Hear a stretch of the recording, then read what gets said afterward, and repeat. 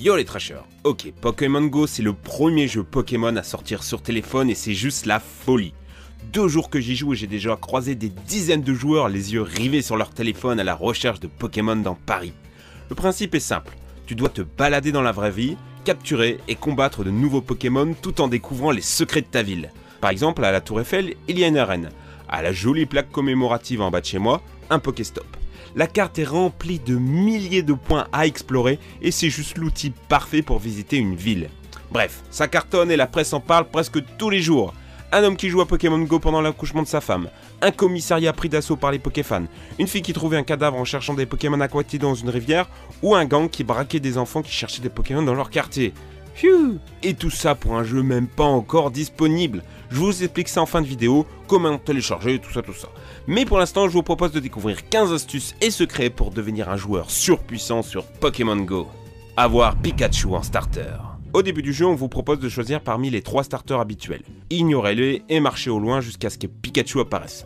C'est un Pokémon très rare, donc c'est plutôt un bon plan de commencer avec lui. Trouvez des Pokémon rares. Il faut marcher, beaucoup marcher, mais pas n'importe où. Dans les grandes villes, vous trouverez beaucoup de Rattata ou Roucoule, comme dans la vraie vie. Mais dans la nature, c'est la folie. Alors pas de panique pour ceux qui habitent une jungle de béton, pas besoin de voyager en Amazonie. Il vous suffit juste de vous balader dans les parcs ou près des points d'eau. Ce sont des lieux riches en Pokémon rares. En regardant votre carte, vous remarquez aussi des petites feuilles vertes apparaître parfois au loin sur les cartes. Sachez que ce sont des lieux à haute concentration de Pokémon. Vous pouvez aussi chasser les Pokémon rares en vous servant du radar en bas à droite de l'écran. Cliquez dessus et choisissez les Pokémon que vous n'avez pas encore. Le nombre de pattes en dessous vous indique la distance à laquelle ils sont. Une patte c'est genre 10 mètres. 3 pas c'est moins d'une centaine de mètres. Faites pas vos feignants et partez les capturer car ils ne resteront pas éternellement dans votre périmètre. C'est un véritable jeu de chaud ou froid pour obtenir les Pokémon les plus rares. Bon, et bonus pour les moins courageux, sachez qu'il est possible d'utiliser de l'encens pour attirer des Pokémon. Ou des leurres sur les Pokéstops qui attireront plein de bestioles autour. C'est quand c'est tout rose là. Capturez des Pokémon facilement. Il vous suffit juste de lancer votre balle sur le Pokémon qui apparaît. Un cercle vert, la capture sera facile. Un cercle rouge, vous allez galérer. Utilisez votre index plutôt que votre pouce pour les Pokémon volants qui sont relous à toucher. Attendez aussi que le cercle au centre soit tout petit, ça veut dire que votre chance de capturer est maximale. Il existe aussi la possibilité de charger votre balle en la faisant tourner avant de la lancer. Elle devient tournoyante et vous rapporte des bonus. Sachez qu'il existe aussi des objets pour vous faciliter la capture. Les baies Frambi, Amadou la bestiole et les Super Balls et Hyper Balls sont débloquables à partir du niveau 10 pour maximiser vos chances. Avoir les Pokémon les plus forts. Il n'y a pas de statistiques dans Pokémon Go, mis à part les points de capacité qui indiquent à peu près la force du Pokémon. Celle-ci peut augmenter avec des poussières d'étoiles. Mais faites gaffe aux Pokémon que vous choisissez de faire grimper de niveau. Privilégiez les Pokémon XL sur le poids et la taille.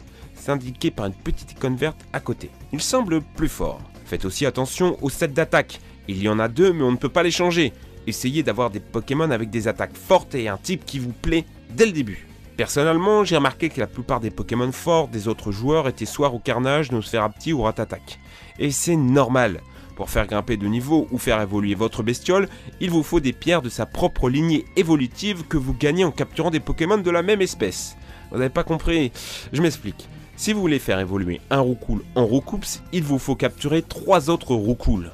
En effet, vous avez besoin de 12 pierres. Vous en gagnez 3 en capturant un Roucoule et 1 en donnant un Roucoule au professeur. En le relâchant quoi. Autant vous dire que pour faire évoluer votre starter, vous allez galérer. Pour faire évoluer un Magikarp en Léviator, c'est ainsi plus de 100 Magikarp qu'il faudra capturer. Mon conseil est donc de capturer un max de Roucoule, de choisir le meilleur et relâcher les autres, de le faire évoluer et d'augmenter ses PC jusqu'au niveau maximal. Ainsi, vous gagnerez facilement les arènes et obtiendrez plus de poussière, donc plus d'évolution. Et après, vous choisissez un Pokémon qui vous plaît, évidemment. Gagner un max d'expérience. Tout rapporte de l'expérience dans Pokémon Go. Visiter un Pokéstop, réussir un joli lancer de Pokéball ou capturer un Pokémon, même déjà obtenu. Il vous faudra donc capturer tous les Pokémon que vous croisez et farmer les Pokéstops à fond. Mais si vous voulez obtenir beaucoup d'expérience, vous avez 3 solutions. Faire évoluer un Pokémon même si vous l'avez déjà, éclore un œuf ou capturer un Pokémon que vous n'aviez jamais vu.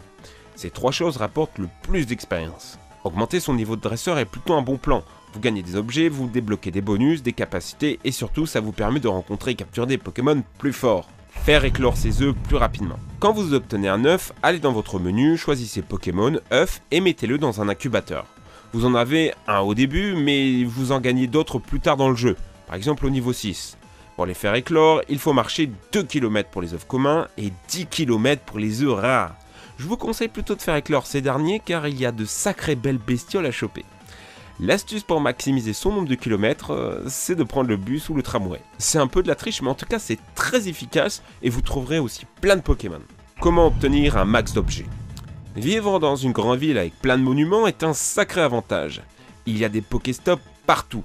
Pour info, sachez que les Pokéstops se régénèrent toutes les 5 minutes. Bon, par contre, niveau objet, on n'est pas très gâté. Il ne semble pas avoir d'objets ultra rares mis à part les œufs. Conquérir un max d'arènes. Quand vous passez au niveau 5, vous pouvez affronter les arènes.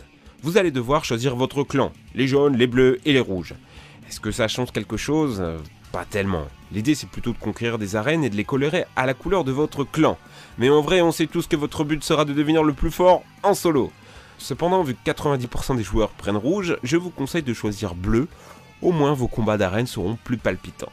Quand vous gagnez une arène, vous pouvez placer un Pokémon pour la défendre. N'hésitez pas à mettre un Pokémon de bon niveau pour la garder sous votre contrôle, car contrôler une arène, c'est rentable. On y récolte des pièces et des poussières d'étoiles tous les jours. En gérant 10 arènes, vous pourrez gagner jusqu'à 100 pièces et 5000 poussières d'étoiles par jour.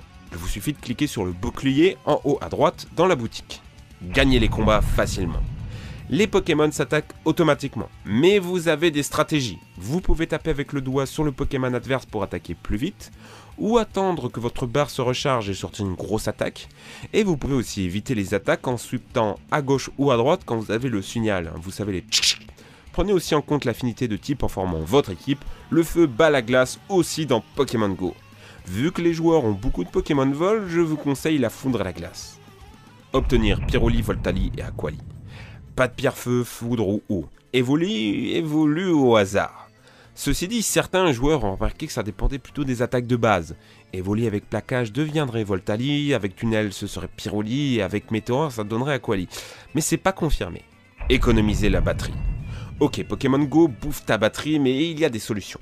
Clique sur la Pokéball, va dans les options en haut à droite et coche économiseur d'énergie. Enlève les bruitages et les musiques. Je te conseille aussi sur ton téléphone de baisser la luminosité à fond, éteindre le Wi-Fi si tu es dans la rue et retirer le Bluetooth aussi.